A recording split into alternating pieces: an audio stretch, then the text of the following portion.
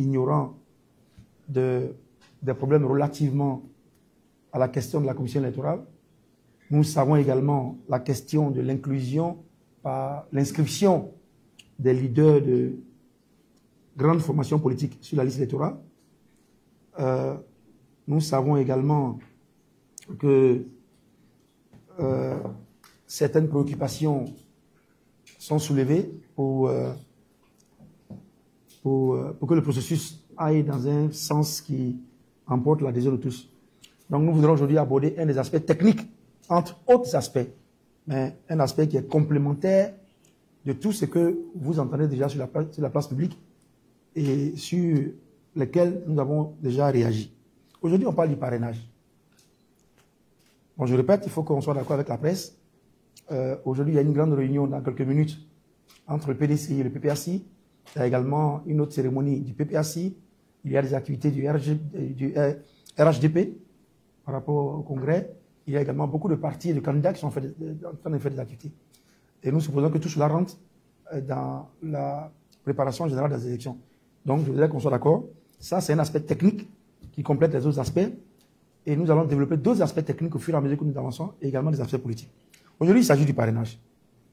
Certaines personnes, dès que l'invitation est passée, grâce au frère Assoumou Didier ici, à qui je dis merci, qui a contacté les collègues de la presse, dès que l'information est passée, certains ont dit, mais pourquoi tu fais du parrainage une obsession? Est-ce que tu n'es pas sûr d'avoir ton parrainage?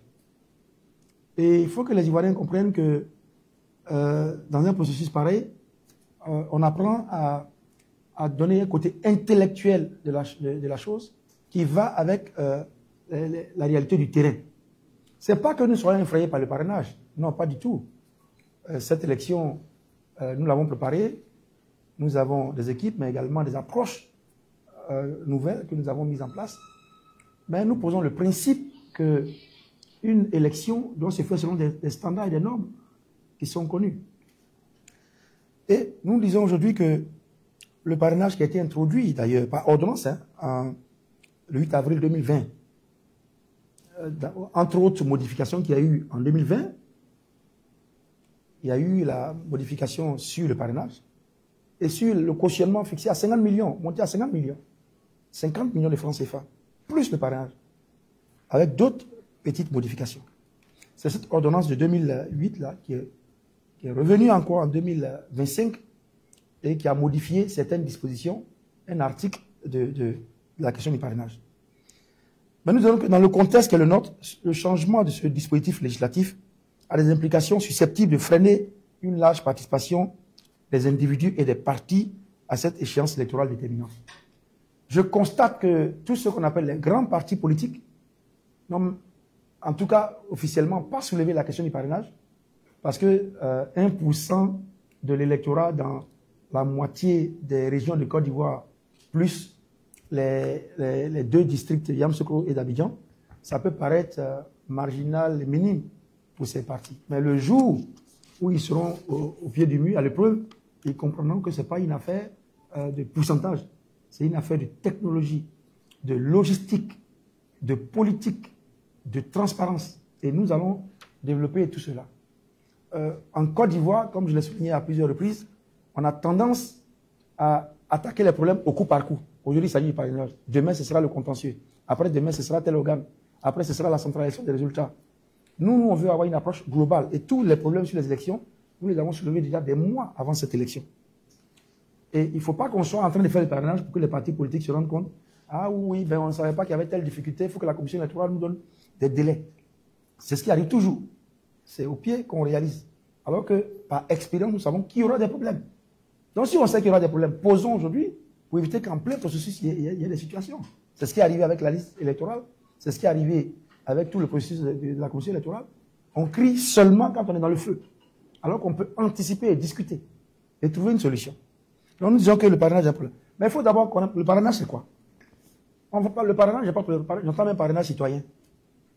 Le parrainage est venu parce que dans certaines démocraties, on a dit que si on ouvre la liste des candidatures, n'importe quelle personne peut venir être candidate et ça va fatiguer tout le processus, les PV, les bulletins de vote.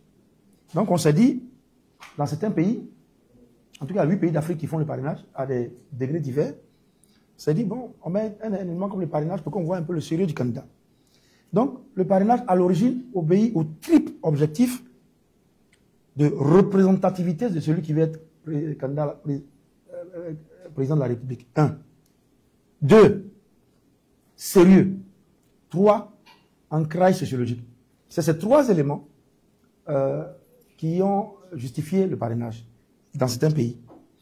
Mais même avant, à côté du parrainage, certains pays mettent aussi d'autres quotas de sérieux.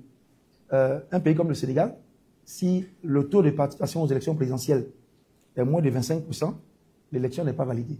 Au Kenya également, non seulement il faut avoir un taux national, mais dans 24 des 47 comtés du Kenya, si le taux de participation aux élections présidentielles n'atteint pas minimum 25%, dans au moins la moitié des comtés qui sont des régions, l'élection n'est pas valable. Je ne sais pas si vous comprenez. On va aux élections présidentielles, le candidat Vincent Tobiri a gagné. Mais s'il a gagné et que le taux de participation dans la moitié des régions de Côte d'Ivoire n'a pas atteint minimum 25%, cette élection est annulée, on reprend. Pourquoi? C'est pour conférer la légitimité à l'élection. Parce qu'un président qui va gérer un pays ne peut pas avoir seulement le quart de l'électorat qui vote pour lui. Les autres n'adhèrent pas à sa décision. C'est ça la philosophie, parce que toute élection est basée sur la légitimité. Donc c'est pour ça qu'on met le parrainage, mais également d'autres réalités. Au Congo, on parle du seuil de validité. En RDC, par exemple, si vous êtes candidat aux élections législatives, vous prenez une liste, déposez une liste. Vous avez l'obligation d'avoir des candidats dans au moins 60% des circonscriptions électorales. Sinon, votre candidature n'est pas validée. Maintenant, pour avoir un poste, il faut que vous ayez un minimum de 1%. Donc, c'est le mécanisme qu'on met en place. Mais en Côte d'Ivoire, on a cumulé le parrainage, que j'expliquais là, avec les 50 millions. Et donc, il y a 2 goulots d'étranglement. Le goulot sur le parrainage et le goulot sur la question financière. Sans compter les 21 pièces requises pour être candidat, pour être éligible à la présidence de la République. Donc, limitons-nous aujourd'hui à ce pourquoi vous invitez la question du parrainage. Il y a 5 raisons majeures qui font du parrainage une préoccupation dans la conduite de notre processus électoral. Et qu'on soit intellectuel, politicien, observateur, électeur, au village ou en ville, il faut qu'on fasse preuve d'un peu d'honnêteté intellectuelle. Un processus qui rentre une nouveauté doit poser des questions. Comment se fait-il que le pouvoir RHGP a été élu en 2015 et avant ça en 2010, ensuite en 2020, bon, disons 2010-2015, le parrainage n'existait pas. Et puis maintenant que le pouvoir est installé, il décide maintenant de mettre un parrainage. C'est simplement pas normal. Que vous accédez au pouvoir et vous estimez que vous avez tellement accédé facilement au pouvoir qu'il faut gêner les autres qui doivent venir, ou il faut mettre des conditions pour qu'on n'accède pas. Un pouvoir qui vient doit pouvoir alléger les conditions, mais pas les renforcer. Donc le fait même que vous renforciez les conditions pour être éligible, pour être candidat, ça fait déjà de vous, ça crée suspicion sur votre intention. Ça crée déjà suspicion. J'espère qu'on se comprend. Hein? Vous ne mettez pas un dispositif qui complique l'éligibilité ou bien la validation de la candidature. Donc ça nous amène, nous, déjà, à reconsidérer un peu la justesse et l'équité de ce parrainage. Donc, intellectuellement, on va pouvoir se dire, bon, il y a un problème. Pourquoi on met ça? Quelle est l'utilité du parrainage maintenant? C'est quand on est assis au pouvoir qu'on dit, non, il faut que les candidats soient sérieux. Mais pourtant, en 90, quand Laurent Gbagbo, jeune enseignant, était opposé à Houphouët-Boigny n'a pas utilisé le parrainage pour le discréditer. Au contraire, Houphouët-Boigny, dans notre constitution à l'époque, il fallait avoir 10 députés pour un groupe parlementaire. Laurent Gbagbo en 90, 91 avait eu 8 députés. Houphouët-Boigny a baissé, il a changé le texte pour qu'on puisse faire des groupes parlementaires à 8 députés. Donc c'est ça, on appelle un peu l'inclusion. Parce qu'on sait qu'il faut que les gens soient représentés au Parlement. Donc il a dû changer la constitution, les lois, pour que Laurent Gbagbo ait un groupe parlementaire. C'est ça l'inclusion. Mais on commence un processus et on le corse, alors qu'il n'existait pas avant. Quel est le bien fondé de corser un processus? Voilà. Donc, voici les niveaux que je vais maintenant. Ça, c'est les considérations générales. Premier niveau, il est technique. La loi dit qu'il faut avoir 1% de l'électorat. Nous, on n'a pas encore la liste des électeurs. La commission électorale ne nous a pas encore remis la liste des électeurs par région. Mais nous avons travaillé sur la base de nombre d'électeurs pour les élections de septembre, les élections locales, municipales et régionales de septembre 2023. C'est sur ça que nous avons travaillé. Puisque nous n'avons pas encore les nouveaux chiffres région par région. Donc la loi dit qu'il faut avoir 1%. Ce 1% à Abidjan, ça veut dire qu'il faut avoir un peu plus de 20 000 ou bien 25 000 électeurs ici à Abidjan. 25 000 électeurs ici à Abidjan. Quand le maire de Yopougon, par exemple, a gagné les élections ici, à Cocody, avec 23 000 voix. Quand certains maires tout puissants ici ont gagné les élections avec 13 000 voix. Quand le Adama Bitego, homme politique proéminent, président de l'Assemblée nationale, élu maire de Yopougon, a eu 63 000 voix. Pour être maire de Yopougon, c'est une population électorale de 505 000 personnes, avec une population générale de 1 732 000, selon le recensement de 2021. Mais il faut au moins entre 20 000 et 25 000 parrainages à Abidjan. Vous imaginez un peu, 25 000 parrainages. Les Abidjanais qui sont occupés comme ça, qui sont en train de courir, il faut avoir 25 000 Abidjanais qui vont prendre leur temps pour venir vous écrire, qui doivent avoir leur carte d'identité, leur carte d'électeur. Pour Abidjan, seulement 25 000. Et faire la même chose pour Yamoussoukro. Et ensuite, l'ensemble des régions de Côte d'Ivoire, la moitié des régions de Côte d'Ivoire. Donc, sur le plan technique, c'est un travail. C'est de grosses fiches à collecter. C'est des dizaines de milliers de pages à organiser. Et même si vous êtes un candidat très organisé, ça demande une administration très rodée pour pouvoir faire ça. Parce que c'est les gens qui remplissent. Chacun a sa technique de collecte des parrainages. Mais si un seul de mes parrainages parmi les 25 000 d'Abidjan, il y a une erreur, ou bien que la carte d'identité, ou bien le numéro de carte d'électeur, ou bien même le nom de l'individu, si ce n'est pas bien inscrit, lui seul, il peut invalider mon parrainage. Parce que ce n'est pas correct. Puisque la commission électorale, je suppose, a des moyens de vérifier. Donc vous imaginez des dizaines de milliers de pages qu'il faut collecter comme ça, en s'assurant. Même quand c'est informatique. Moi, j'ai fait les élections un peu partout en Afrique, comme vous le savez. Et prenons un cas que je prends souvent, celui de Djibouti. Djibouti, quand moi je travaille à Djibouti, ils avaient 1 500 000 population. 1 500 000. Et la population électorale, à cette époque-là, était environ de 150 000. Mais les palabres qu'il y a eu sur la liste électorale, c'est 150 000 personnes. La liste électorale de Cocody, c'est 273 000. Donc la liste électorale de Cocody est pratiquement 2 fois plus forte que la liste électorale de tout le pays de Djibouti. Mais malgré les 150 000, on a dû reprendre parce qu'il y avait des doublons, il y avait des problèmes. C'est dire qu'une liste électorale, il y a toujours des délicatesses dedans. Donc vous demandez de faire un parrainage avec des dizaines de milliers de pages sans aucune faute humaine. Ce qui, manifestement, peut être difficile.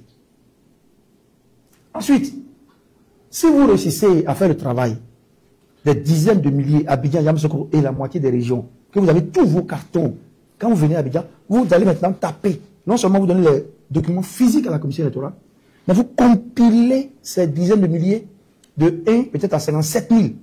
Du numéro 1 à 57 000. Vous donnez la version électronique et la version physique à la commission électorale. Vous voyez un peu la masse de travail que cela implique. Maintenant, un autre aspect technique que nous avons soulevé. Si la commission électorale croise vos parrainages, et puis elle estime que Dablé vous a parrainé, mais supposons que la commission électorale trouve que vous avez 2000 personnes sur vos 50 000, vos 40 000, vos 57 000, qu'il y a 2000 personnes qui ont parrainé d'autres personnes, parce qu'elle fait le croisement. Vous n'êtes pas là pour savoir parce que le croisement est fait pour on donne le résultat. Et on trouve que soit 2000 n'ont pas des pièces exactes, soit ils ont déjà parrainé les gens. Vous disposez de quoi pour contrôler, parce que c'est technique. Vous disposez de quoi, vous, pour dire que ce n'est pas vrai ce que la commission dit.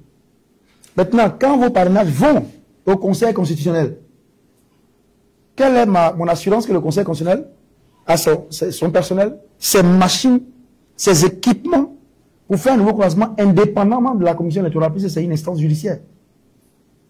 Donc certainement, le Conseil constitutionnel va recourir à nouveau à la commission électorale pour dire donne-moi les preuves que tu as fait. Donc, du coup, son indépendance là devient un peu problématique.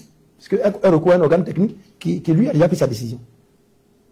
Donc voici un peu au niveau technique. La presse, je veux que vous le compreniez pour que vous ayez une conception très claire de cette question. Ce n'est pas une affaire de bon, je vais venir faire rapidement dans la salle. Voilà, il y a 20, 25 personnes dans la salle. Ils vont signer et puis je parle. Non, c'est tout le processus technique. Si la Côte d'Ivoire disposait d'un mécanisme informatique où Madame Georgette vient, elle dit, bon, moi je veux parrainer le candidat Vincent Aubérier. Elle met son système et puis elle clique. Quand elle clique, selon des applications, là, son parrainage est directement accordé au candidat Vincent Aubérier. Elle n'a plus la possibilité de cliquer. Ça existe ailleurs. Et donc, c'est très facile. N'importe qui peut parrainer, mais depuis, parce que quand il parraine, il ne peut plus aller ailleurs. Vous voyez? Mais ce niveau technique que je viens de vous expliquer montre que c'est vraiment assez délicat. Et même les partis, je vous le dis, hein, les partis qui n'en parlent pas, quand ils seront sur le terrain, ils vont se rendre compte que c'est plus compliqué que ce qu'ils voient, parce que eux, ils voient le pourcentage.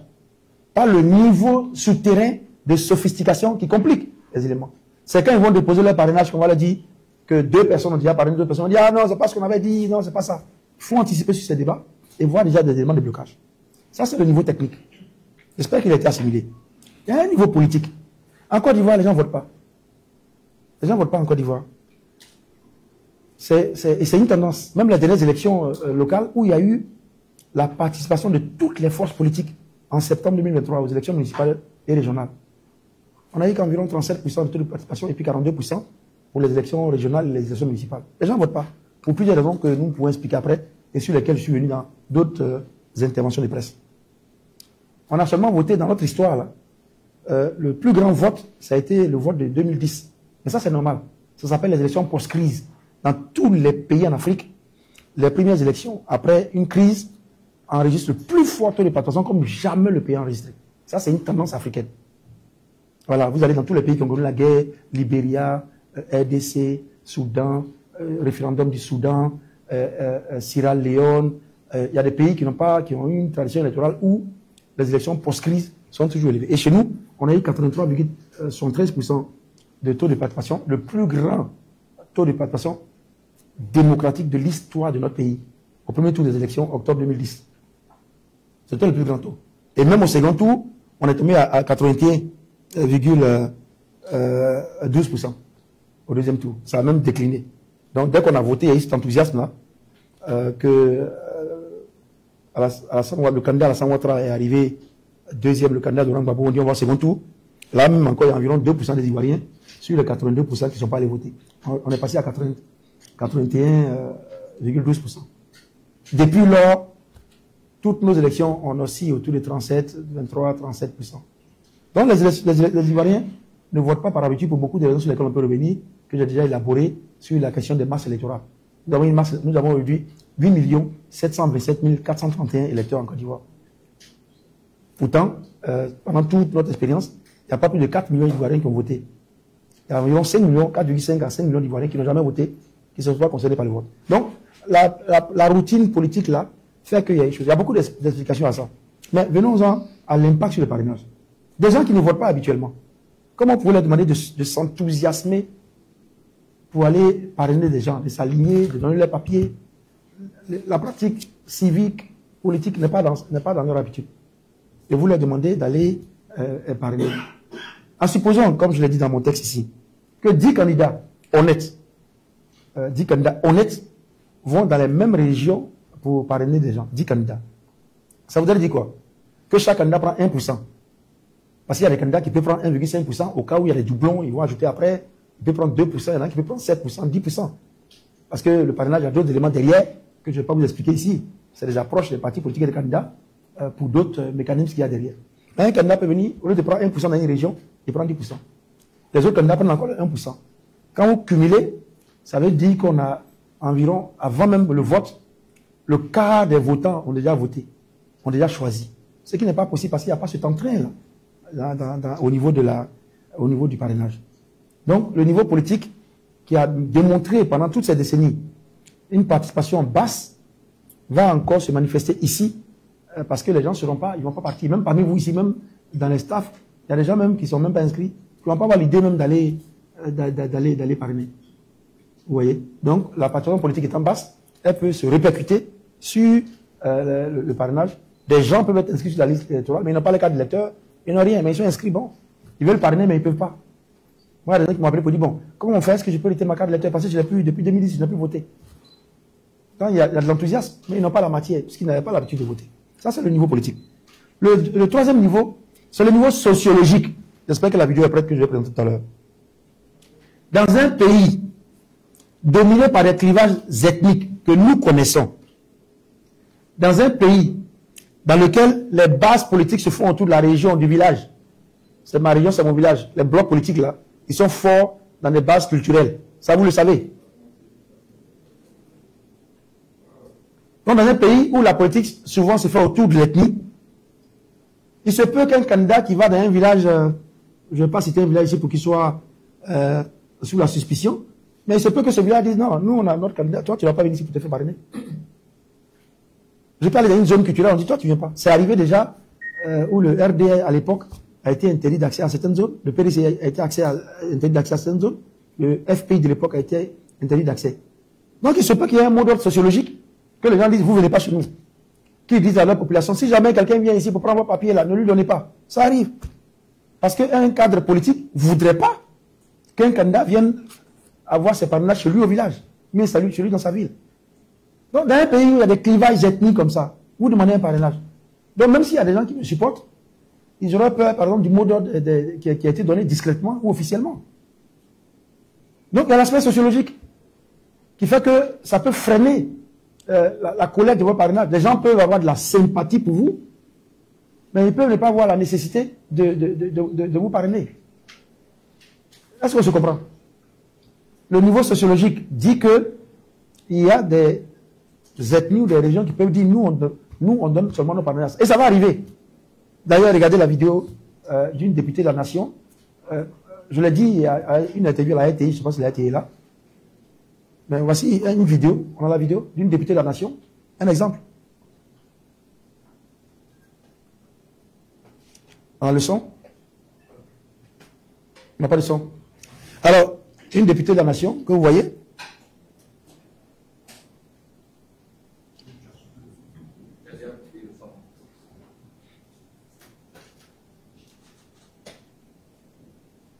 C'est ça la vraie technique là.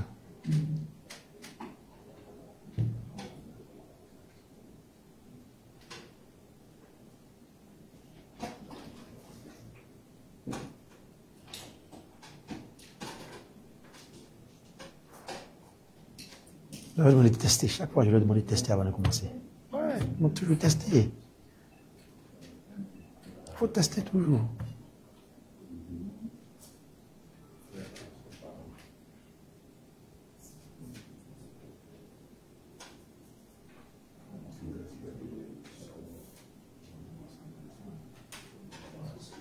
Bon, le son n'est pas là, mais regardez ce qui est écrit. Aucun candidat indépendant ne viendra ici parce que c'est le village de tant, parce qu'ici ce sont mes terres. C'est un député de la Nation qui dit ça. C'est une députée que vous connaissez très bien. Vous allez voir ça. Ça, c'est sur Facebook. Hein. Moi, j'ai pris ça sur Facebook. Ça circule depuis des jours. Voici ce que je dis. C'est le niveau sociologique.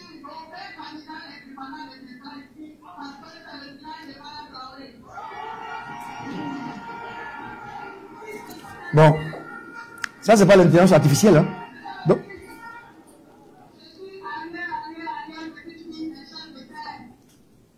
voilà.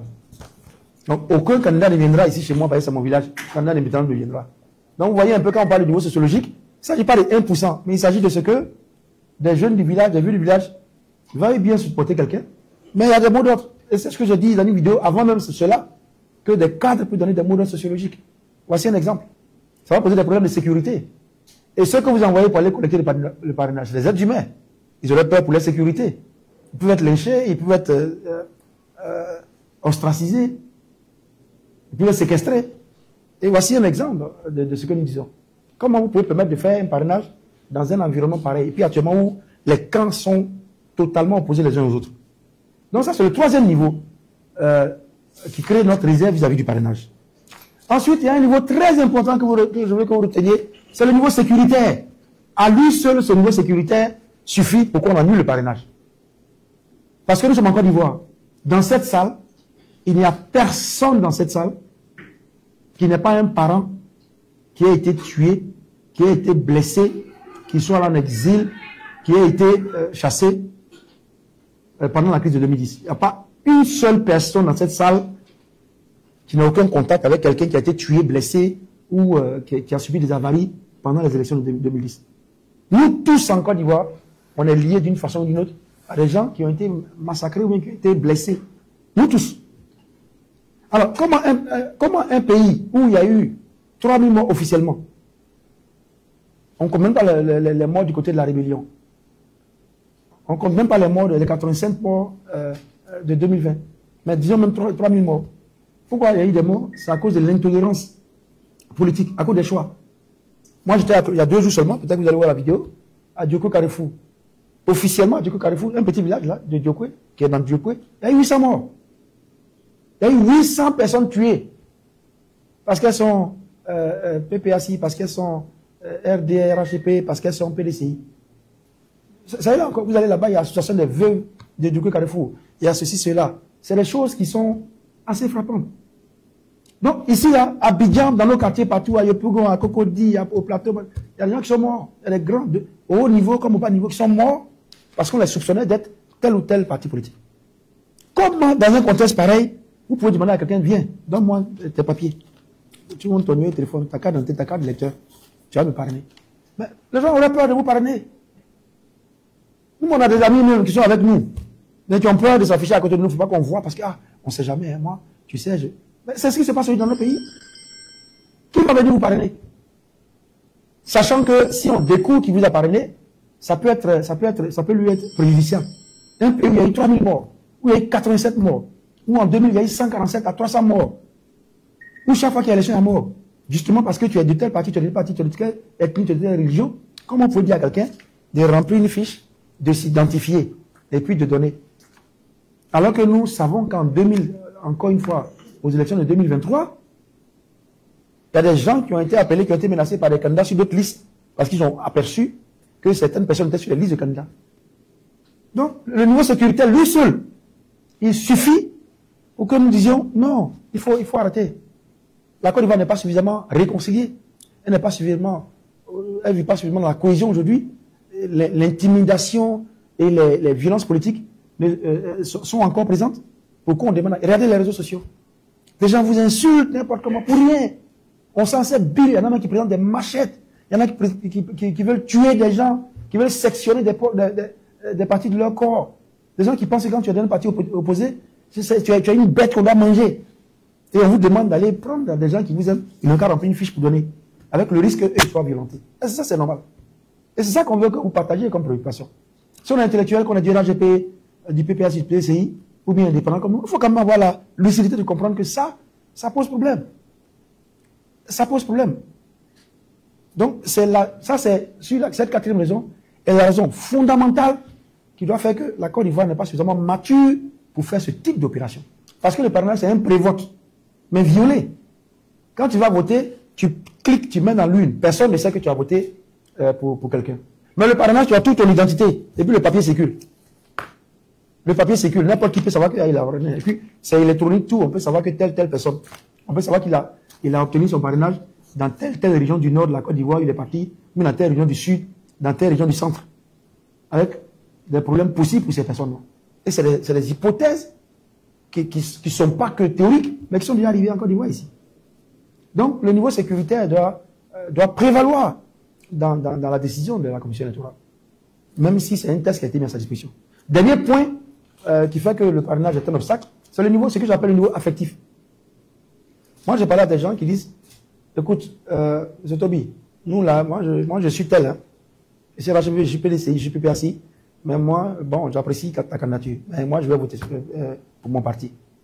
Mais je peux te parrainer. Donc, dans la tête des gens, de ce que, en tout cas, nous, le petit tour qu'on a fait là, les gens pensent que le parrainage, c'est la présidentiabilité. Le monsieur pense que parrainer, c'est qu'il peut te sentir comme président, quoi. Donc, il te parraine. Mais c'est pas pour lui, c'est pas le vote. Quelle est la conséquence? Ça veut dire qu'il peut te parrainer et puis parrainer quelqu'un d'autre. Mais réserver son choix définitif le jour du vote. Donc, il peut, de bonne foi, parce qu'il t'estime, il te suit, donc il te voit comme quelqu'un avec qui il peut sympathiser. Mais ça ne veut pas dire qu'il va voter pour toi au final. Donc, lui, il va te parrainer. Oui, c'est le niveau affectif. Voilà. Dans sa tête, tu es présidentiable. Mais dans sa tête, tu n'as pas le choix qu'il a. Mais donc, il peut te parrainer sans vouloir voter pour toi. Et de la même façon qu'il te parraine, il peut parrainer quelqu'un d'autre. Il y a des gens, bon, demain, un parti vient, on met de la nourriture, de la musique, on dépose la table, venez parrainer. Il est content, il vient, il mange, il boit, il a son petit shot, puis il parraine. Demain, l'autre vient, comme on voit dans les villages, porte le même t-shirt de l'autre, parraine également, et puis on avance. Alors, moi, si je viens dans un village, et puis, on a 50 personnes qui me parrainent, est-ce que je suis comptable du fait que ces gens-là ont parrainé des gens avant moi, mais ils viennent me parrainer? Quelle est ma faute? Est-ce que j'ai une machine policière pour surveiller ce qu'ils ont fait avant moi? Non, ça c'est le rôle de l'État. Je viens, j'ai dit, venez me parrainer. Le monsieur, il me donne tout. La dame, elle me donne tout. Quand on va croiser, on se rend compte que non, avant moi, il a parrainé quelqu'un. Quelle est ma responsabilité? Dans le fait qu'il ait déjà parrainé quelqu'un. Donc, c'est ce qu'ils appellent le niveau affectif. Vous voyez, en Europe, vous savez que quand le parti socialiste fait une élection, les primaires, n'importe qui, même s'il n'est pas socialiste, peut venir voter. Vous savez ça? Dans les primaires, là. Même si vous n'êtes pas socialiste, vous pouvez venir voter. Parce qu'on se dit c'est ouvert. C'est la même chose pour le parrainage. Le monsieur se dit, bon, je parraine celui-là, je parraine 3 candidats.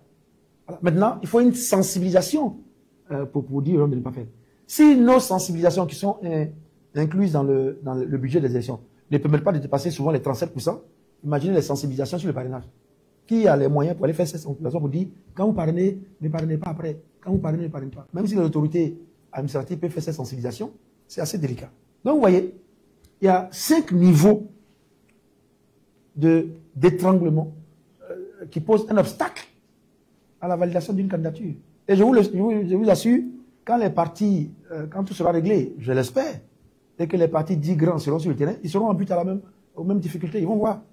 Et c'est à ce moment qu'ils vont commencer à poser le problème. Nous, on pose le problème avant. Parce qu'une élection, c'est un consensus. Donc, pour ceux qui sont venus en retard éventuellement, il y a le niveau technique, de toute façon, vous avez les documents, hein, le niveau technique, le niveau politique, le niveau sociologique, le niveau sécuritaire et le niveau affectif qui font que le parrainage, c'est vraiment un obstacle. C'est peut-être que nous, en tant que candidats indépendants, nous demandons que le parrainage soit retiré purement et simplement. En même temps que déjà nous avons demandé que le président Laurent Gbagbo, ancien président de la République de Côte d'Ivoire, que le président du PDCI RDA, M. Tidiane Thiam, que l'ancien président de l'Assemblée nationale, M. Guillaume Soro, que le ministre Charles Blé Goudé soit sur la liste électorale. De la même façon que nous avons demandé que la commission électorale connaisse des aménagements pour permettre la représentation des principales forces politiques, de cette même façon, nous demandons que le parrainage soit retiré parce qu'il va poser des problèmes. Il faut une élection ouverte. Pourquoi on va à une élection avec autant de blocages? Pourquoi faire? Une élection, ça doit pouvoir permettre l'expression populaire. Donc voilà pourquoi cette conférence de presse voudrait appeler votre attention pour que vous compreniez que ce n'est pas une affaire de pourcentage, non, parce que bon, il a peur d'avoir ses parrainages, qui fait ça. Non, il y a un problème de démocratie, d'équité, de justice. Maintenant, c'est ce que je voulais vous exposer. Mais faisons quelques considérations générales sur l'inclusion. Vous avez entendu à la télévision avant-hier le premier responsable de la commission électorale qui a tenu des propos, je n'ai même pas vu ça dans la presse, mais c'est choquant quand même pour un processus électoral où le premier responsable de la commission électorale vient et puis dit une élection par essence ne peut jamais être inclusive. C'est grave. C'est grave. Et ça ne fait qu'accroître la suspicion vis-à-vis de la commission électorale. Vous ne pouvez pas, en tant que premier responsable, dire une élection ne peut être inclusive. Depuis quand? Et on m'a donné des repères. On dit non, avant l'élection c'était pour handicapés. Qui a dit ça? Tous les principes universels qui gouvernent les choix des peuples posent comme principe premier l'inclusion. C'est la déclaration des droits de l'homme. Mais à côté de ça, moi, en tant que individu, j'ai travaillé dans beaucoup de pays et par la grâce de Dieu, j'ai contribué à la rédaction de certains des textes quand j'étais à l'étranger. J'ai contribué à la rédaction de certains des textes qui gouvernent les élections. Et je vais vous donner ça tout à l'heure, c'est également là. J'étais membre du groupe qui a rédigé les PMO, Principles for Election Management, Monitoring and Observation, qui est un test moteur qui a été adopté en 2003 en Afrique australe, qui pose des principes d'inclusion dans les élections partout en Afrique. Je suis un des auteurs de ce texte-là, quand je travaillais à l'international. Allez également fouiller les archives des Nations Unies. Je suis une des personnes qui ont lancé le DOP, Declaration of Principles des Nations Unies, en 2005 aux Nations Unies, avec, à l'époque, le secrétaire général des Nations Unies, et puis 2 personnes. Hein? je suis un des auteurs de ce texte-là, qui gouverne les élections dans le monde. J'ai participé à ça. J'ai également participé de 2004 à 2007 à la CADEC, que vous connaissez, la CADEC, la Charte africaine de la démocratie, des élections et de la gouvernance dont on parle. C'est mon institution, EISA, Electoral Institute for Sustainable Democracy in Africa, qui a travaillé avec l'Union africaine. J'ai participé à la rédaction de la Charte africaine des droits de l'homme, des élections et de la gouvernance, qui stipule qu'il faut le maximum d'inclusion et qui pose des principes généraux d'inclusion dans un pays. J'ai travaillé avec la CEAC, COMESA, IEC, SADC, SADC-PF, Ligue arabe, et même le protocole additionnel de la CEAO, on a contribué à son implantation dans les élections. Donc, modestie mise à part, dans le monde, là, les principes généraux des élections, là, nous avons participé, moi, en tant qu'individu, en tant que Vincent Tobirier, j'ai participé à ça. Et tous les textes sont là. Aujourd'hui, vous allez Google, vous allez trouver. Et si vous le voulez, je vous donne ça aujourd'hui. Alors, quand moi, je regarde aujourd'hui, plus de 20 ans, 22 ans, 23 ans plus tard, après ce travail-là, on me dit que l'inclusion, c'était pour les handicapés, c'était pour les aveugles. Je suis choqué. L'inclusion, c'est la base des élections. Et les principes généraux des élections consacrent cela. Je ne parle pas de ce que les autres ont fait, je ne parle pas des autres textes. Je parle des textes fondateurs dont j'étais partie prenante, moi-même en tant qu'individu, quand je ne savais pas qu'un jour j'allais rentrer en Côte d'Ivoire. Il y a de cela 20 ans, maintenant 22 ans. Donc l'inclusion est gouvernée par des principes universels, qui sont aujourd'hui des textes qui nous lient. Donc ce n'est pas une affaire de... Non, même le mot inclusion, ça veut dire quoi? Mettre ensemble. Mettre ensemble, inclusion. Donc ça ne concerne pas ces principes qu'on a évoqués, que j'ai écoutés à la télévision, pour vraiment effarer. Quand on dit que c'était pour chose, ça c'est dépassé ça. C'est des principes aujourd'hui qui sont routines, d'avoir des bureaux de vote accessibles aux handicapés, que les handicapés soient membres des bureaux de vote. Aujourd'hui, ça fait partie de notre vie. Et une élection ne vient pas sans ça. Donc, on a dépassé l'inclusion. Aujourd'hui, c'est non seulement ça, mais c'est la vie politique, c'est la vie sociale. Donc, c'est le premier principe universel qui existe aujourd'hui encore, qui gouverne nos élections. Le protocole additionnel de la CEDEAO en ce qui concerne la CEDEAO. La Charte africaine de la démocratie, des élections et de la gouvernance en ce qui concerne l'Union africaine. Le DOP, Declaration of Principles, pour ce qui concerne les Nations Unies dans le monde. Et puis d'autres textes qui existent. Ils consacrent l'inclusion. Donc, soyons un peu respectueux des normes mondiales. La Côte d'Ivoire, je répète toujours, n'est pas un pays qui se trouve sur la planète Mars ou sur Jupiter. C'est un pays qui est à côté du Libéria, à côté du Ghana, à côté du Sénégal, qui pratique ces tests-là. Et nous, selon dit, une élection, par essence, exclut les gens. Mais ce n'est pas possible. Deuxièmement, il y a, en matière électorale, l'inclusion est la norme. L'exclusion, l'exception. Parce qu'il faut ouvrir possible. La finalité d'une élection, c'est la stabilité, la cohésion, la paix, la démocratie. Donc, l'inclusion est la norme. L'exclusion, l'exception. Donc, pourquoi on ferme par différents leviers la participation de tout le monde aux élections? On prend un exemple. En 2016, la nouvelle constitution de la République de Côte d'Ivoire a retiré l'âge limite qui était de 75 ans mais qui est parti. Il n'y a pas eu beaucoup de vagues parce que, bon, on dit qu'il y a des doyens qui ont de l'expérience et c'est prouvé, ils peuvent participer à la vie politique après 15 ans. Après 75 ans. Personne ne se plaint. Mais on enlève le levier de l'âge en haut et puis on ferme en bas certains leviers parce qu'on estime que telle personne ne doit pas participer. Pourquoi on enlève le levier de l'âge limite et puis on restreint le boulot en bas par le parrainage, par d'autres artifices, par les listes électorales et on dit non, on ne doit pas le faire. Vous voyez? Donc, l'inclusion, il faut la faire partout, au sommet, dans tous les textes. On ne dit pas qu'on ouvre le test n'importe qui vient. Il y a quand même des critères, mais des critères consensuellement admis. Donc, ça, c'est une autre considération sur l'inclusion. Troisième considération, tellement l'inclusion est importante, on parle des systèmes électoraux. Je ne vais pas vous embrouiller avec des thèmes techniques. Les systèmes électoraux, c'est le mode de représentation. En Côte d'Ivoire, on a ce qu'on appelle le first past the post, c'est-à-dire le système majoritaire aux élections législatives et les autres élections. Le first past the post, c'est tu votes pour ton candidat. Voilà. Tu votes pour un candidat. Mais on a également les systèmes proportionnels où, moi, ma liste, par exemple, est nationale. Donc, j'ai le nombre de députés qui correspond au nombre de voix que j'ai obtenues. Donc, c'est pas comme, on dit, les députés de Goïtafla, il est député de Dabou, il est député d'Odiéné, il est député de Bédiala. Non. Ça, c'est le système majoritaire. Mais beaucoup de pays, parce qu'ils ont justement des divisions en leur sein, ils ont mis en place des systèmes électoraux. Et ces systèmes électoraux ont un seul objectif, c'est permettre l'inclusion. Pour vous dire à quel niveau l'inclusion est une obsession permanente dans l'organisation des élections. Donc le système électoral, c'est les modes de représentation. Chez nous, on a tous les systèmes.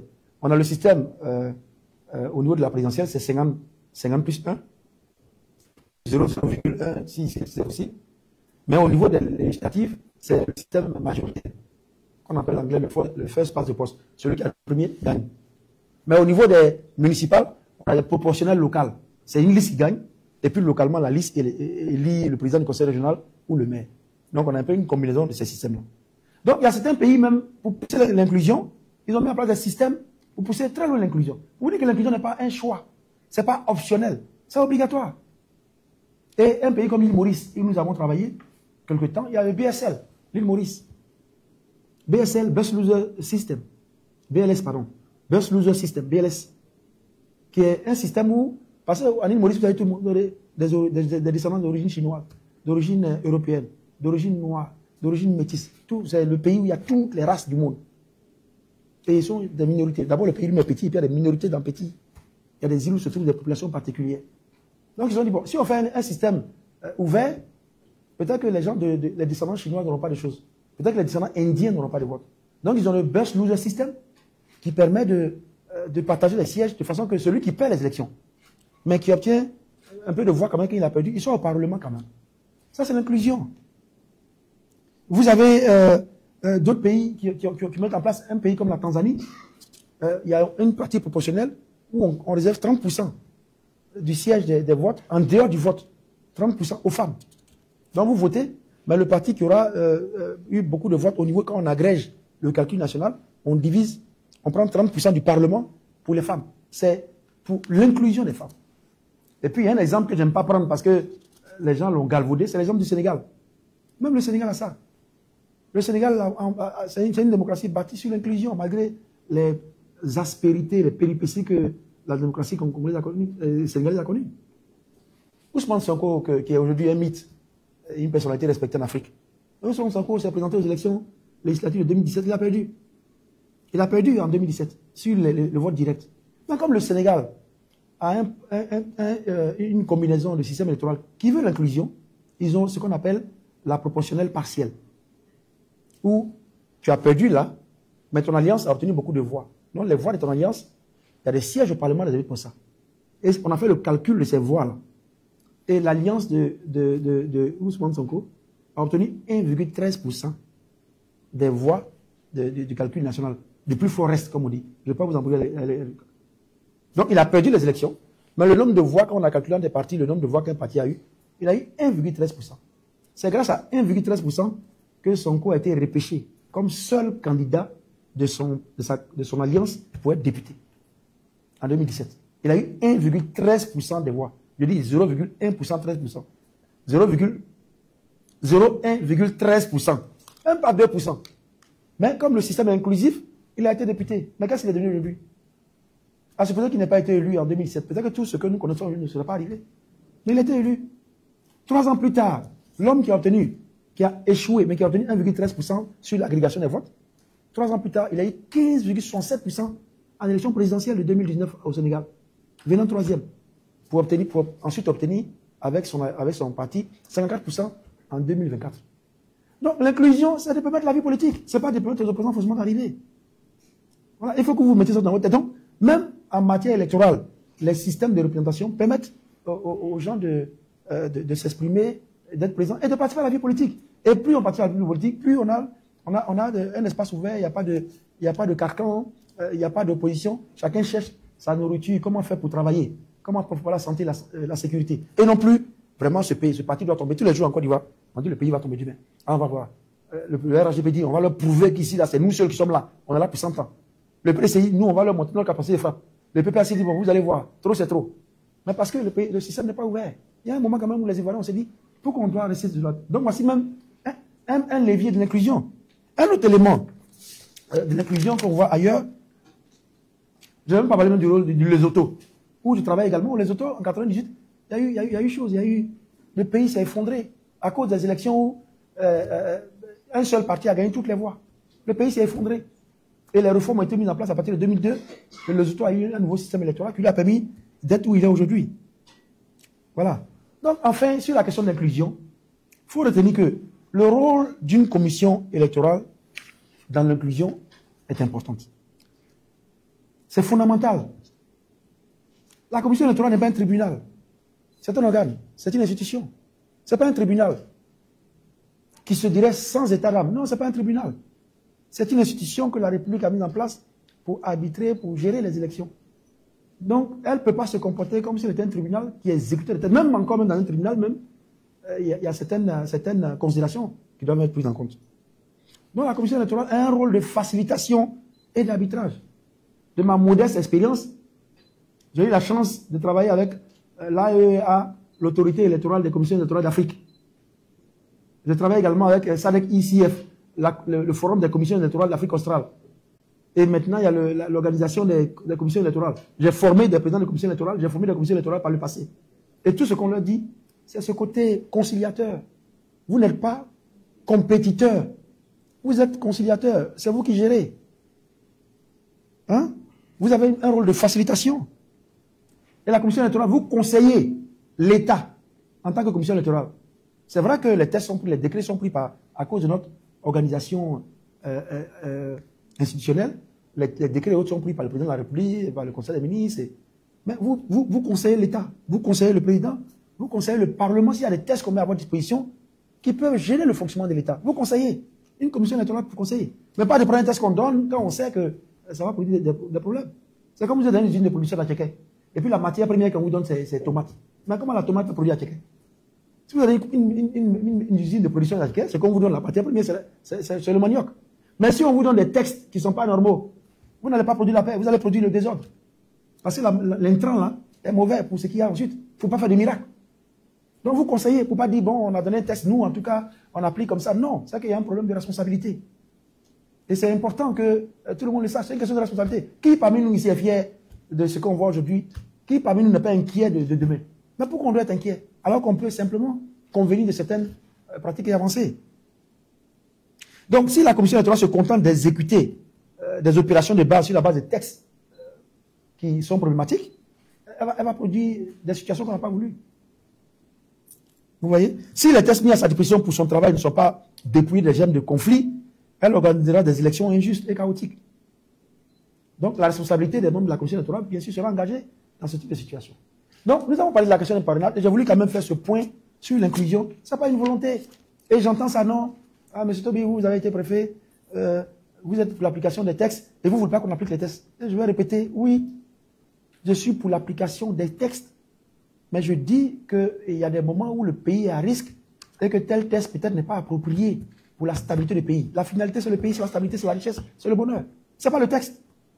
Parce que demain, vous aussi qui dites qu'on doit appliquer les tests, vous serez demain, aujourd'hui avec les bases, avec les fichiers numériques, rien ne se perd. Demain, dans 2 ans, dans 4 ans, dans 5 ans, dans 10 ans, on se rappellera que vous aussi, vous avez demandé qu'on applique les tests. Donc on demande un peu d'inclusion, qui est la base.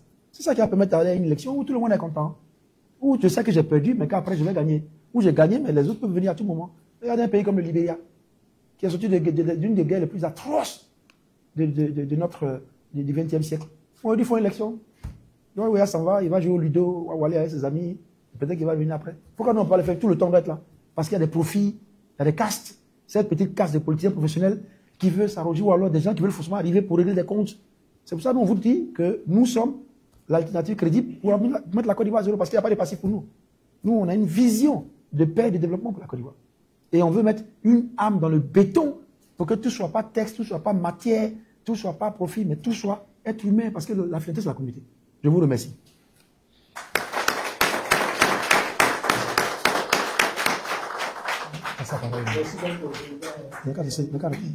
Non, il n'y a qu'à arrêter, c'est pour toi qui dis jamais, il faut le dire. Je vais laisser la parole au docteur Camara qui va assurer la modération pendant les échanges que vous aurez.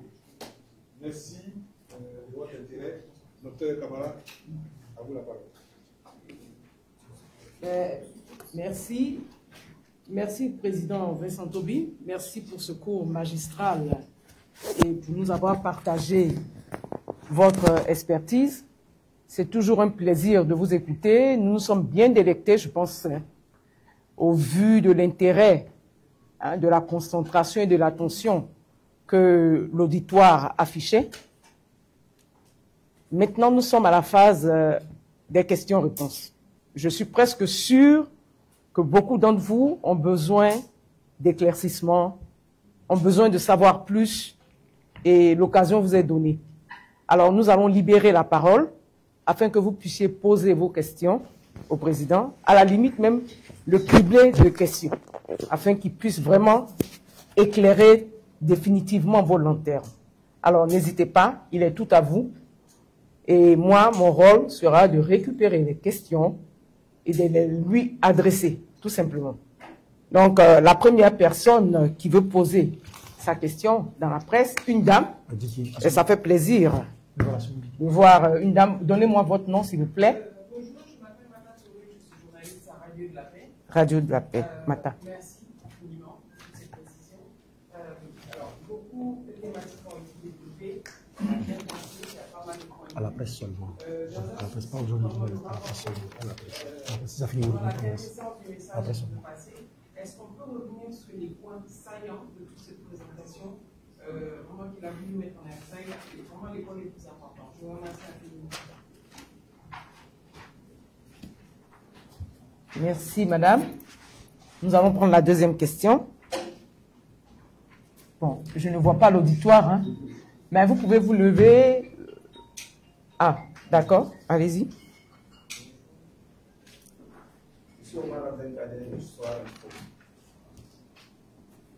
Monsieur le Président, moi j'aurais une question relative à l'exemple du Sénégal que vous avez aussi donné. Vraiment, je me suis très bien impliqué. Je dis, non seulement vous dénoncez le parrainage qui apparemment est pratiqué au Sénégal, dans le même Sénégal aussi, il y a eu l'application de la loi et des candidats qui ont été exclus. Ils ont réussi à mener les processus jusqu'au bout. Ça veut dire qu'il y a forcément des points de sortie. En respectant la loi, on ne va pas dire que tout est vraiment négatif, qu'il faut tout rejeter à partir. Non. Le Sénégal, comme je voulais l'exemple, tout ce qui se fait, ça a été fait au Sénégal. Il y a des candidats dehors, justement, ça vaut que l'exemple aujourd'hui. Il a été nommé dehors, mais il a su faire quelque chose. Je veux dire, est-ce qu'il n'y a pas une autre option possible que de dire forcément, si quelqu'un n'est pas dedans, c'est que nous avons voulu proposer d'autres alternatives si vous avez tant d'expérience. Il y a plus d'alternatives possibles. Tu vas prendre le tour, il faut donner la presse seulement. Vous êtes là, c'est où vous nouvelles? La presse seulement. La presse seulement.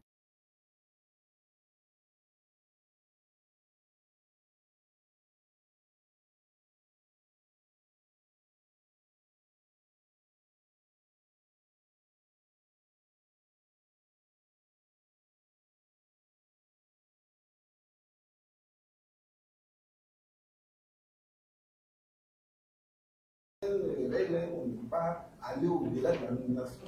S'il fait ça, soit on est bien démission. On répond, vous avez beaucoup de questions. On répond rapidement. On répond rapidement pour la non.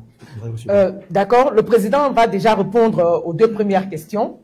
Certainement que ces réponses vont alimenter encore d'autres questions. Donc, la première question, c'est de... Radio de la Paix. Voilà. Radio de la Paix, merci d'être venu. Je pense qu'on chemine depuis 7 ans. Hier, je me demandais si vous aviez reçu l'invitation. Merci beaucoup. Merci. Non, le point saillant, c'est... on a parlé du parrainage. Et il y a eu 5 points que j'ai développés, qui sont le thème de la conférence. J'ai dit que pour 5 raisons que j'ai développées, le parrainage peut être problématique. Notamment la question technique que j'ai élaborée avec les fiches et tout le procédé manuel. Deuxièmement, il y a la question politique qui fait que la participation politique est basse et les gens peuvent ne pas aller choisir un candidat parce qu'ils n'ont pas l'habitude de ce type d'exercice. Il y a la question sociologique qui fait, vous avez vu une vidéo, qu'une région peut fermer l'accès à des gens. Ça arrive que des gens, qu'il y ait des mots d'ordre sociologiques, que des gens n'aillent pas.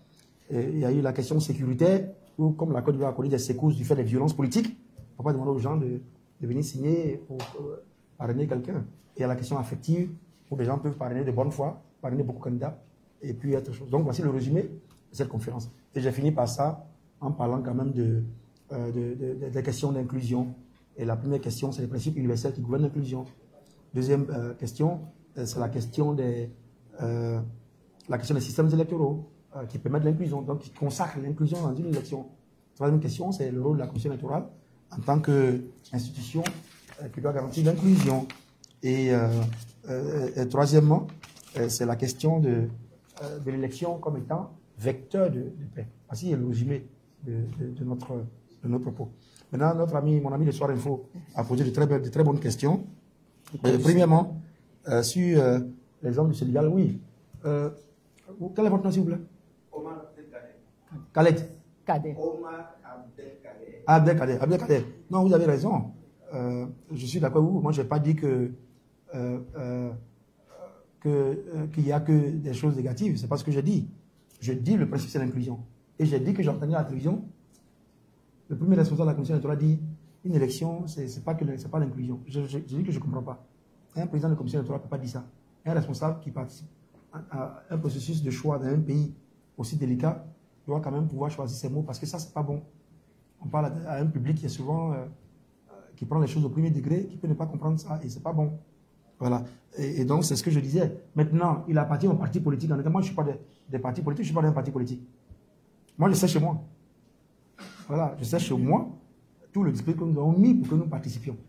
Les autres, je ne sais pas. Je défends des valeurs démocratiques pour ma foi religieuse, qui veut qu'il y ait la paix, qui veut qu'il y ait une vie communautaire. Pour ma foi religieuse, je défends des valeurs. Pour mon expérience professionnelle, je défends des valeurs. Pour ma foi en la démocratie, je défends des valeurs. Ça, c'est les valeurs universelles que je défends. Maintenant, cette question, vous la poseriez aux partis dont des candidats sont recalés pour voir s'ils partent aussi, non. Mais ça, ce sont les partis. Moi, je défends les principes généraux. Maintenant, à l'intérieur du parti, ils vont voir ce qu'il y a lieu de faire. Donc, cette question ne s'adresse pas à moi, de savoir pourquoi est-elle est bloquée, donc on ne met pas quelqu'un. Non. Nous, on est candidat indépendant. Et nous, on sait ce qu'on va faire. Si jamais on dit Vincent Tobi, tu vois, c'est un peu compliqué pour toi, on sait ce qu'on va faire en interne pour nous. Donc, que les partis répondent à la chose. Donc, je pose des principes universels, des principes généraux, des principes du bon sens, des principes publics, des principes communément admis pour faire des élections. Donc, c'est ça. Demandez aux partis qu'est-ce qu'ils ont prévu. Oui, toutes les élections ont des cas, ça peut être compliqué. Il y a des gens qui étaient en prison pendant qu'il y avait des votes. Il y a des gens qui avaient des procédures judiciaires qui pendaient sur eux. Ils sont allés, ils ont gagné. Il y a des gens qui sont sortis de prison 10 jours après, ils ont gagné. Et il y a des gens qui ont été écartés, mais qui ont fait passer d'autres. Ça, c'est les partis qui choisissent. Moi, je prends des principes généraux. Et ces principes, ce n'est pas aujourd'hui que je les défends. Je les ai défendus en Afrique et dans le monde pendant 20 ans. Je n'ai fait que ça, que de défendre la démocratie. Et c'est ce que je fais, fidèle à ma foi en Dieu, mais à ma foi dans la démocratie et dans les valeurs. Voilà. Ensuite, sur la question de l'application des textes. Oui, c'est pratiquement la même question. Ce que je dis, monsieur, moi j'ai travaillé, j'ai formé, j'ai accompagné des processus électoraux. Et notre rôle, c'est de dire, attention, ça ne va pas dernièrement, l'année passée. Et l'année passée, ces 2 dernières années, j'étais dans certains pays.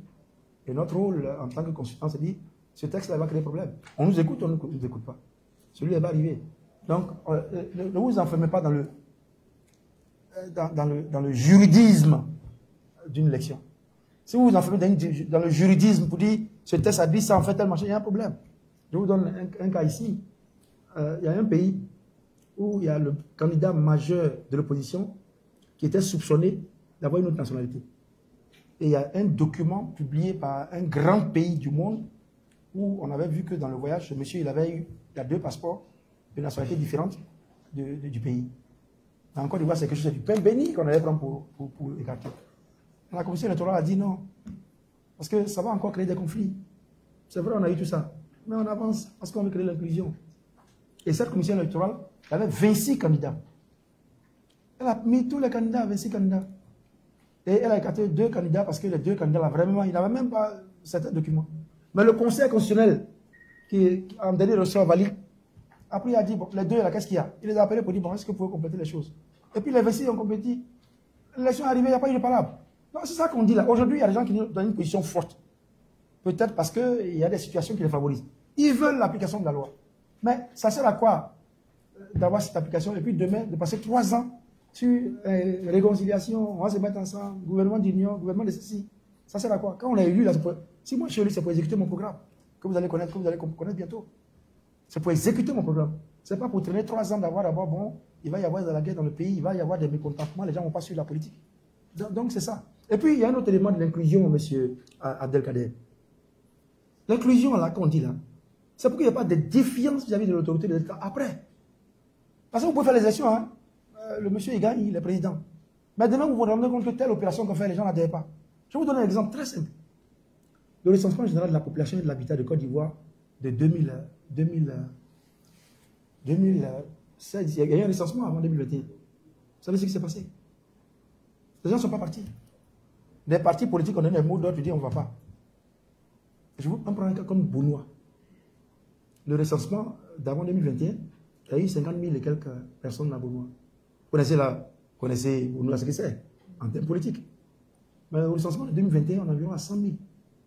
La population de Bounois a doublé en 3 à 4 ans. Est-ce que c'est possible? Non. C'est parce qu'il y avait une défiance vis-à-vis de l'opération et de certaines institutions. Donc ça va s'appliquer comme ça demain. Si vous dites on fait telle opération agricole, telle opération sociale, les gens n'apprennent pas. C'est ça aussi l'enjeu. C'est pas seulement que bon, on applique les tests, on arrive. C'est que les gens se reconnaissent un peu, se reconnaissent dans la vie publique et y adhèrent. Donc vous avez des opérations souvent qui ne réussissent pas. C'est pour ça. Vous avez même le désordre là. C'est parce que souvent même les gens, ils contestent l'autorité qui a des désordres, chacun fait ce qu'il veut. Donc l'inclusion a toutes ces dimensions-là. Non, Abdelkader, je dis qu'il faut ouvrir. Je ne vais pas dire que tout est réussi, mais je dis, on fait ce qu'on peut faire, ouvrir le jeu et pour avancer tant qu'on peut accommoder. Voilà. Mais je suis totalement d'accord avec vous, qu'on applique les tests. Mais je dis, l'application des tests à certains moments, si ça fragilise l'État, il faut le voir. Ah, monsieur Abdelkader. D'accord. Oui, monsieur, vous vous présentez.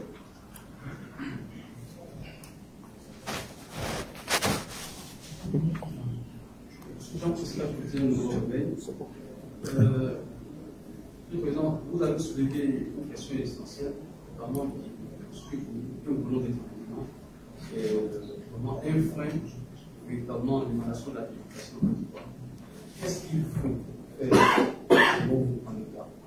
Quand on regarde notre condition électorale qui est inquiète, avec les déclarations du président de la Commission, je pense que qu'est-ce qu'il faut faire véritablement pour que les questions que vous soulevez soient prises en compte, que nous puissions connaître une élection inclusive et au moins qu'ils puissent amener à la tête. C'est quel nom? Jean-Pascal du Nouveau Réveil. Jean-Pascal. Jean-Pascal. Je pense que vous voulez me faire répéter les choses que vous allez mettre à la une de votre journal demain parce que ça défend le parti qui supporte votre journal, n'est-ce pas? Mais vous m'avez déjà mis à votre une, donc ce que je dis, c'est ce que je vais répéter. Aujourd'hui, la Côte d'Ivoire est à un niveau où nous avons une tension politique que nous n'avons pas vue depuis longtemps, qui devient récurrente. Et nous devons arriver aujourd'hui à un accord politique. J'ai même vu la vidéo d'un haut responsable, c'est une ancienne vidéo, qui disait non, quand on arrive à ce niveau-là, il faut l'accord politique. Il faut une approche politique. Et moi, je demande aussi l'accord politique pour que la Côte d'Ivoire mette un peu de calme dans ce processus pour qu'on ait tous le consensus minimum qu'on peut avoir. Ça, je l'ai déjà dit. Je veux que des boulots tels que le boulot du parrainage soient totalement retirés pour permettre qu'on participe. Parce que c'est quoi? C'est de ne pas avoir 26 000 candidats, mais il y a d'autres éléments qui sont déjà des éléments qui peuvent éliminer des candidats. Parce que c'est quoi? C'est d'avoir 26 PV qu'on va remplir. Ou bien que le bulletin unique soit trop long, ce n'est pas des bulletins qu'on va faire comme ça. Donc, c'est ce que je dis, que la commission électorale soit un peu ouverte. Ouais, je dis, ici, ce n'est pas à coup. On a fait la commission électorale. On a couru la commission électorale. Et puis on a oublié aujourd'hui, la commission n'a pas changé. Au contraire, même tous ceux qui étaient dedans sont sortis. Et puis on n'en parle plus. Maintenant, on parle électorale. Et après, on va parler de telles choses. Donc, ayons une approche globale pour cela. Et on est à 4 mois des élections, des choses sont encore possibles. Des choses sont encore possibles. Je voudrais revenir un peu sur Abdelkader concernant les textes. Moi, je me rappelle, je suis allé en 2005-2006, j'avais une grave crise à Madagascar. À Madagascar, nous sommes allés là-bas. Je travaillais à Johannesburg à l'époque, et donc je couvrais Madagascar. Et concernant l'application des textes, en ce moment, Madagascar est l'un des rares pays à continuer d'utiliser le bulletin multiple. Le bulletin de vote multiple, où on peut payer là. Même jusqu'en 2012, le Sénégal a utilisé les bulletins multiples. Et je me rappelle qu'on avait dit à la présidente de la commission électorale que c'est pas bon. Ça peut ouvrir la voie des tricheries parce qu'on payait les votes. Mais ils ont fait la réforme, ils ont changé. Ils ont changé et aujourd'hui Madagascar fait bulletin unique parce qu'ils ont écouté quand même. Ils ont vu que ça pouvait créer la paix, ça pouvait éviter les tensions. Donc les textes sont là, mais il y a des moments où on fait des suggestions. Je me dis bon, alors, si on veut la paix, si on veut l'unité, si on veut que demain, celui qui a eu le travail ait une sorte d'assentiment populaire, il y a des choses qu'on peut accepter. Parce que quand vous avez la légitimité, la plupart de ce que vous demandez au peuple là, il adhère.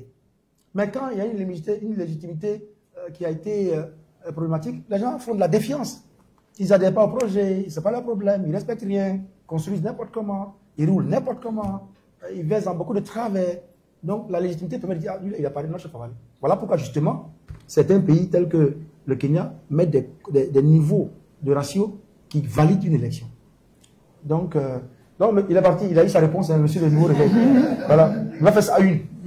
Vincent Tobi dit qu'on doit permettre à tout le monde un candidat. Atidan Tian un candidat. Oui.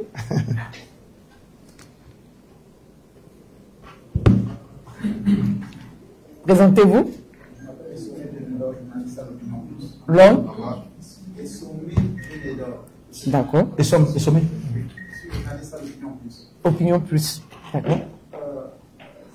Vincent, vous avez semblé faire le conseil du système de parrainage comme blocage aux élections. À ce qui me semble, à mon avis, qu'à l'issue de ce procès, vous avez plaidé pour les autorités puisque vous devez se boucler pour une élection inclusive. Si malgré tout les autorités ne cèdent pas à votre plaidoirie, est-ce que malgré tout vous irez à ces élections et être sûr de remporter la pratique? Merci beaucoup.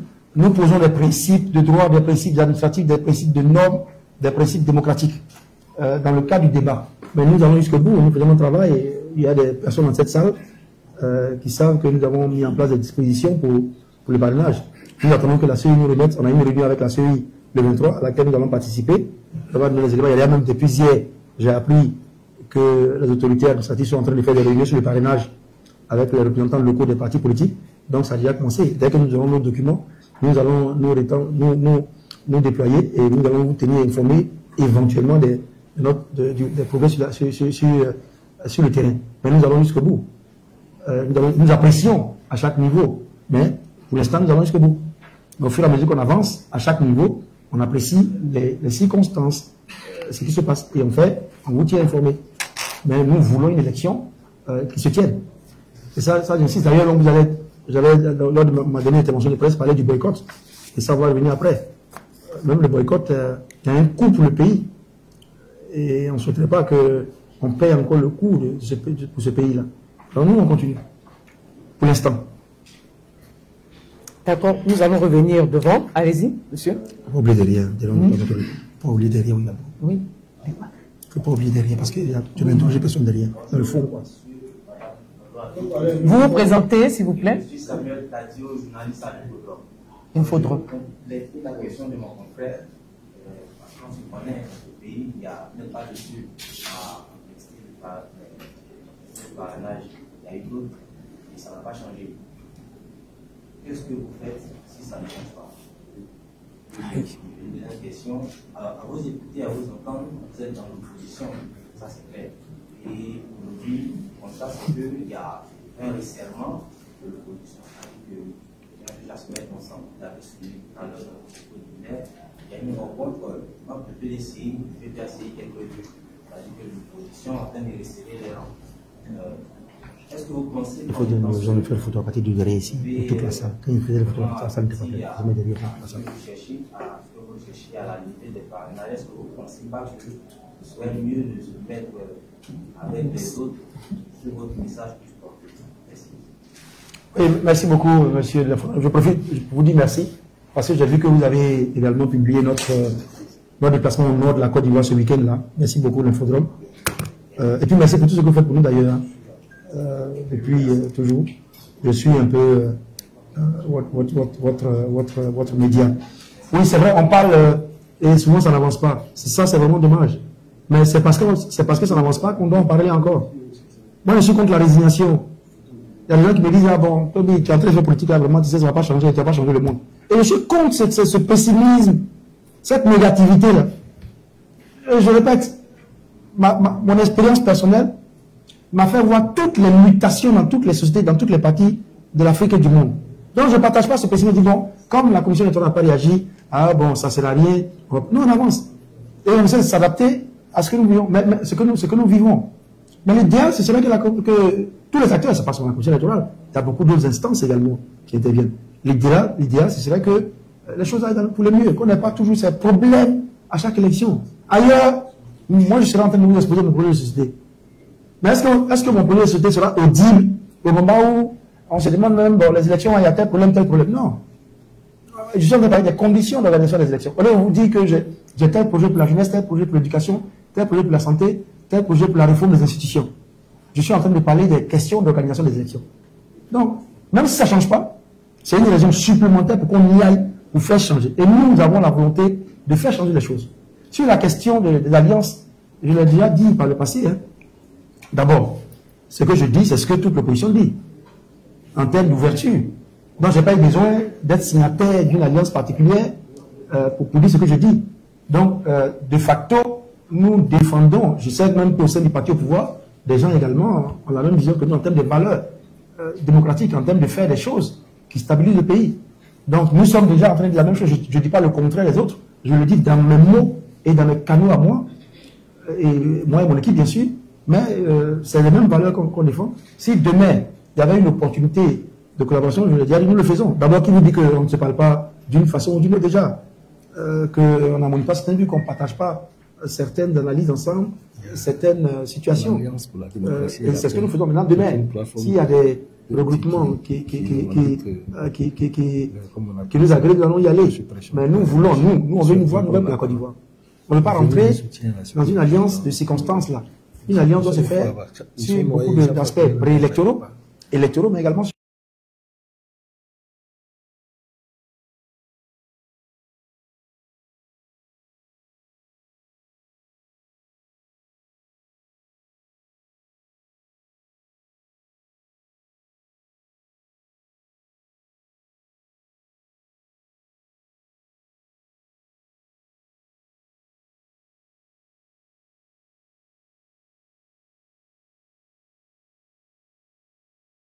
PCI qui se sont mis ensemble à partir de 2011, qui ont gagné et qui ont gagné. Ça, c'est une coalition. Une coalition, c'est un regroupement stratégique de partis qui gèrent le pouvoir, qui partagent les institutions de la République, qui gèrent le pouvoir.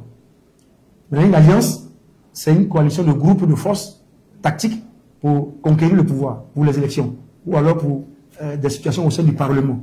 Vous comprenez? Donc c'est pas des coalitions qui sont là, c'est des alliances. Je ne sais pas pourquoi on choisit ce mot, parce qu'il faut aussi avoir, parce que chaque mot recouvre une réalité. Donc quand je vois coalition, bon, quand je vais parler, on dit non, vous avez me balader, mais vous avez me balader. Mais ce n'est pas des alliances, ce n'est pas des coalitions. Il y a une seule coalition qui était le RHGP, qui est devenu un parti, le RHGP, mais qui collabore aussi avec d'autres partis. Donc pour l'instant, ce que tu vois, c'est des alliances. Et les alliances se forment sur plusieurs critères. Il y a le critère idéologique, qui en Afrique n'a pas beaucoup de sens. Vous êtes de gauche, de droite, vous êtes écolo, vous êtes vert, vous êtes paysan, parti paysan, vous êtes cela. Donc le premier critère d'une alliance, c'est l'idéologie. Okay? Le deuxième critère, c'est l'histoire. L'histoire du pays, l'histoire des partis politiques qui sont là et qui ont collaboré, ou qui ont un cheminement qui les a rapprochés. Le deuxième critère pour qu'on se mette ensemble, c'est l'histoire. Le troisième critère, c'est également la vision, le projet de société que vous partagez, parce que vous dites demain, si moi je suis élu là, ma priorité c'est l'emploi des jeunes. Or lui là, sa priorité c'est de développer les noix de coco. Donc vous n'êtes pas des gens, non, c'est le projet de société. Maintenant, il y a des critères subjectifs, c'est l'affection. Entre vous et moi, on a des apparentés, on se connaît depuis longtemps, on parle facilement, on a allé à l'école ensemble, on a fait nos études à l'étranger ensemble. Donc il y a cette subjectivité qui rentre en ligne de compte dans les alliances, parce que souvent les alliances entre deux personnes qui ne se connaissent pas sont difficiles.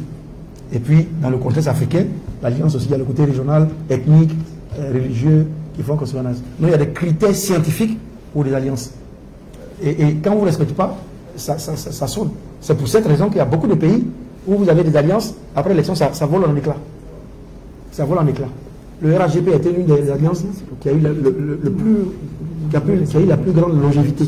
De 2005, Bédier et le président Nicolas Bédier, le président Hassan Ouattara s'étaient mis ensemble, jusqu'à pratiquement 2018. Le RHGP a connu pratiquement 13 ans d'une alliance, et c'est rare en Afrique. Il n'y a pas beaucoup de pays africains qui ont une telle longévité d'alliance, avant qu'elle éclate après. Ouais, c'est une alliance qui a eu une coalition et qui a éclaté. Donc si on se rapproche, c'est pour... quand on ne fait pas ça, quand on dit ah, vraiment ce parti là il me plaît, monsieur là moi, je l'ai mis et puis on se met ensemble, demain dans le cheminement, on se rend compte que non, on n'a pas les mêmes idées. Et puis on éclate, on va ailleurs. Donc ça, c'est des éléments qui permettent de faire durer le rapprochement de partis politiques. Vous me suivez? Donc nous, oui, nous partageons déjà les mêmes idéaux, et c'est une opportunité de rejoindre, nous allons rejoindre. Merci, Président. Je voudrais à présent appeler l'Alliance Paix et Développement, qui est au fond de la salle, qui voudrait s'exprimer depuis un moment. Je suis Jacob Moualou Koulibaly, je suis le président du parti de l'intégration africaine, également président de l'Alliance pour la démocratie et la paix, qui est le mouvement politique qui soit de la place qui a été parrainage. Parce que nous avons eu une invitation, on n'a pas décidé à écouter sur les candidats. Nous avons remercié pour se respecter et c'est très enrichissant. Le parrainage, c'est ne sera pas. Il n'y avait pas de parrainage en 2019. Hein. Il n'y en avait pas en 2019. C'est 2019, on n'a pas. Non, oui, mais c'est depuis avril que ça a été. Ça veut dire. Il y a institué le parrainage qui a modifié le code des électoraux. Pour ça, 2019, le parrainage est un peu dans le discours politique, avec un dialogue politique qui a été déterminé en termes de proportion. Parce qu'il n'y a pas eu de rapport final de position à du dialogue politique. Et à ce dialogue politique, l'État a pris le propos électoral pour instituer le parrainage et la constitution à 50 millions. En 2020, on a implémenté le parrainage. Et je vais faire une contribution. En 2020, on a eu 44 dossiers de candidature. Sur les 44 dossiers de candidature, il y a 30 qui ont été éliminés par deux critères. Les critères administratifs, les partis qui sont déjà plus à l'équilibre, et puis il y a la caution. Ces deux critères-là déjà ont éliminé 30 candidatures. Or, l'argument qui a permis de le parrainage, c'est que le parrainage allait empêcher les candidatures fantaisistes. Et nous estimons que déjà ces deux critères-là sont relatifs. Et le cautionnement déjà sont des critères assez compliqués déjà pour éliminer les candidatures fantaisistes. Et sur les 44, il y a 12 candidats qui ont réussi à franchir ces deux étapes. Ils ont fini de faire complet, ils ont payé 50 millions. Ici, il y a 12 candidats, il y en a 8 qui ont été éliminés pour parrainage en compté. Et ces 8 là, pour nous, ce ne sont pas les candidats fantaisistes. Que l'argument, c'est que le parrainage est pour éliminer les candidats fantaisistes. Les 8 qui ont été éliminés, c'était le procès Moualou Koulibaly, ancien président de ce national, qui a été élu pour candidature parrainage complet. Est-ce que vous avez pour les candidats fantaisistes? Je ne crois pas. Le ministre Maurice Touré Gallois, qui a franchi ces deux trucs, est éliminé. Le ministre Avotalo est éliminé. Le ministre Yannick Onan est éliminé. Et plein d'autres cas qui sont des candidats sérieux ont été éliminés par le parrainage. Donc, le parrainage n'est pas fait pour éliminer les candidatures fantaisistes, mais c'est pour éliminer les candidatures susceptibles d'influencer le cours des élections. Et nous sommes allés au-delà de la dénonciation. Parce que depuis qu'on dénonce, il n'y a pas de relation. Même au dialogue politique, la cinquième phase, nous sommes signataires. Et si vous prenez le rapport final, vous verrez qu'il est dit qu'il est prévu qu'on améliore le parrainage. Mais depuis 2021 jusqu'au 2025, il n'y a pas d'amélioration. Le dialogue n'a pas continué dans ce sens-là. Et à notre grande surprise, le gouvernement sort tout dernièrement et il maintient le statu quo. Parce que le décret qui a été pris, c'est pour maintenir le statu quo. Et rien n'a changé. Et nous, ADP, nous avons décidé de saisir la Cour de justice de la CEDEAO à l'effet de prononcer l'annulation du parrainage pour deux critères. Vous l'avez dit, ça viole le secret de vote. Et de deux, ça empêche les partis politiques et les candidats dépendants de participer au processus électoral qui est dans tous les accords que la Cour va signer. Donc, nous, c'est saisi la Cour à l'effet d'annuler le parrainage. Pour dire que nous sommes contents que vous donnez de la voix sur cette question-là. Okay. C'est une question importante. Parce que tant que le parrainage sera là, on a des élections où le parti de pouvoir sera le maître du jeu. Le maître du jeu. Le but du parrainage, c'est de gagner au premier tour. Je vous le dis, si en 2020, on avait 12 candidatures, il est sûr qu'aucun candidat ne peut avoir plus de 50% au premier tour. Mais quand on se donne la possibilité de choisir avec qui compétit, c'est qu'on veut gagner au premier tour. Donc nous, c'est pour vous féliciter. En tout cas, nous sommes inscrits dans votre voie. C'est qu'il faut pousser le combat plus loin. Nous espérons que le procès qui était prévu pour le 14 mai va répondre ce 26 juin. On espère que la CEDEAO va prendre une décision à notre faveur. Le parrainage a été institué au Sénégal en 2018. Et il est tombé en 2021. Voilà. Et le Sénégal a saisi la Cour qui a ordonné son annulation. Et le Sénégal, à ces dernières élections, le Sénégal a annulé le parrainage. Je pense que la Cour va faire l'effort d'aller sur cette disposition pour qu'on ait des élections inclusives et participative. C'était une contribution, nous vous remercions. Non, merci, c'est une très bonne contribution. En 2021, la même Cour a décidé d'invalider la disposition sur le parrainage au Sénégal. Mais ça a permis donc large participation, vous avez raison. Parce que dans le contexte de tension qui était là, ça aurait été difficile pour ceux qui sont au pouvoir aujourd'hui au Sénégal d'obtenir ce parrainage-là. Donc je suis d'accord avec vous, monsieur, le parti... on dit quoi? Alliance pour la paix. On partage les mêmes valeurs, oui. Merci. Voici une dernière question. Ben, nous allons prendre une toute dernière, afin de permettre au président de s'exprimer. Y a-t-il une question? Bon. Merci. Sur ce, nous allons vous dire merci. Président, vous avez un dernier mot à adresser? Non, merci d'être venu. Merci d'être venu. Vous serez régulièrement invité pour des éléments particuliers au fur et à mesure qu'avance le processus. Mais avec le Dr Camara, avec M. Frédéric, avec le directeur de campagne, si vous avez des questions bilatérales pour plus tard, nous nous mettons à votre disposition pour échanger avec vous sur ces questions-là. Vraiment, merci beaucoup. Ce que nous voulons, c'est une Côte d'Ivoire en paix. Ce n'est pas une Côte d'Ivoire. Nous avons notre vision, nous avons notre amour tous pour le pays. Il faut une Côte d'Ivoire en paix. Il ne faut pas que la quête du pouvoir soit la raison de la déstabilisation d'un si beau pays. Merci beaucoup. Merci à tous et à nous revoir très bientôt. Merci, Président, pour votre esprit.